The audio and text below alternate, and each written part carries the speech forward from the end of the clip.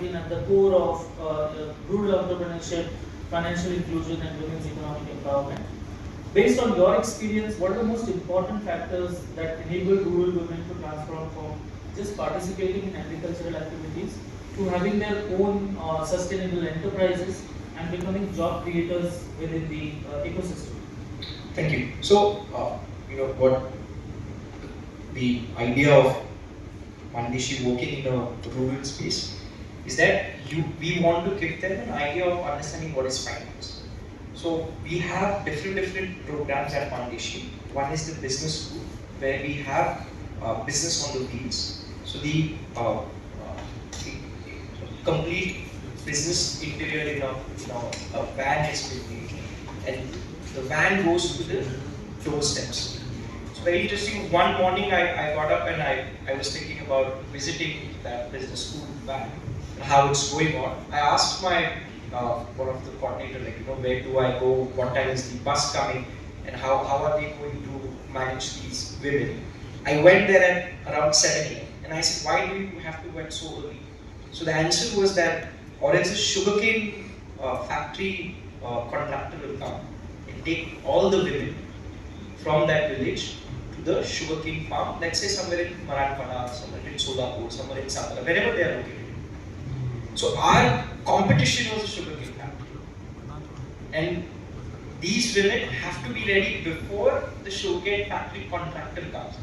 So I don't want to give you details of what Mandeshi exactly does, but with this example I want to say that, in India, these issues still vibrate over there. We cannot, sideline these issues and create something with finance, with tech, because I think so many women, and I proudly say this, when I came back from the US, started the Soil Sakhi program at Mandeshi, I was just very, very tense that how are we going to look at the rural communities, specifically women, and those women who have just got married, who are, and I'm so sure, what Vandana ma'am just mentioned about how the bill will pass and everything. But today, even today, there are young girls who are getting married very early, and the number is increasing. More than what was 10 years back, it is increasing right now. So the Mandeshi tries to work on these issues, not directly going into a marriage event and stopping that marriage. Instead of enabling those women to take their own decisions, just not about finance, but also about who they want to marry, where they want to work, what they want to work, and also what business they want to start in. So we have a Soil Sakhi program. Vanita Piseman, who's got an award from the previous Prime Minister, Mr. Manmohan Singh, in 2006 as the best entrepreneur year of their own.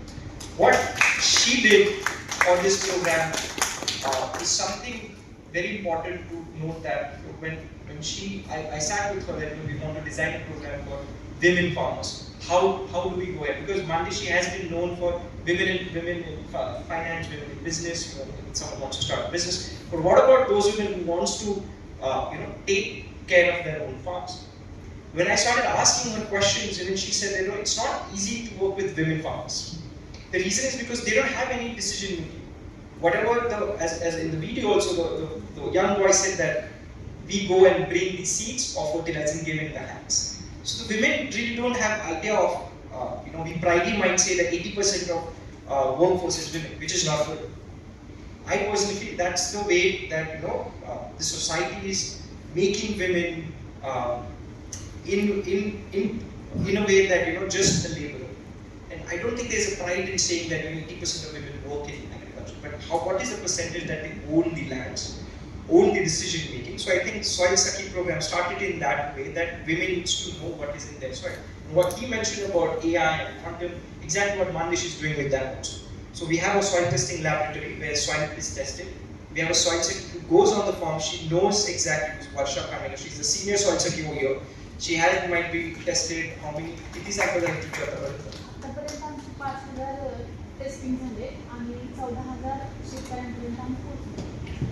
So the idea is that giving science and technology, what the video also mentioned, the STEM, science and technology in the hands of women. So we charge our women farmers, and we don't have a single woman who doesn't pay. They pay on time. They make sure that they read the report. We have an agronomy report as well. With AI, we have been built our own data. Some is government ICR data, National Research Center for Pomegranate. So we are giving end-to-end solutions. So Maldives work with farmers starts from the soil, ends at the market.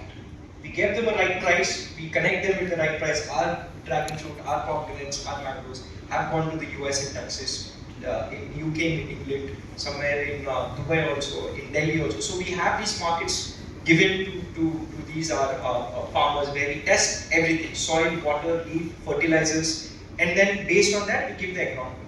Now the next part that we want to work on is the residue free. Every time I go to the markets and ask them, do you have any orders for this week? And everyone will say, oh, the US market is separate, it has to be residue free. UK, it has to be residue free. We cannot match those orders. So right now we are finding a solution. On 15th August, Mandishi is launching a new lab for regenerative agriculture.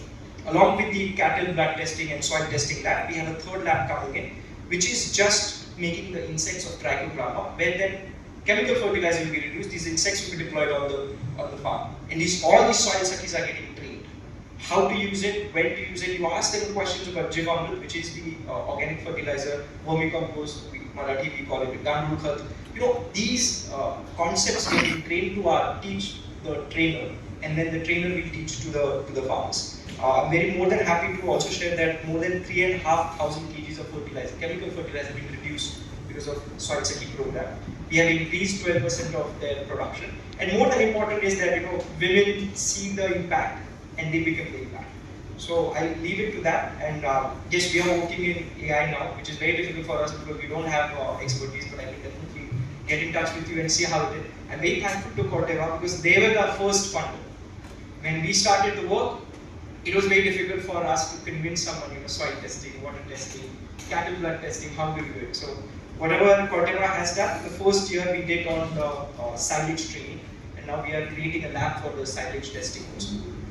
That's I think really, we should really appreciate the kind of work that Mandishi has been doing.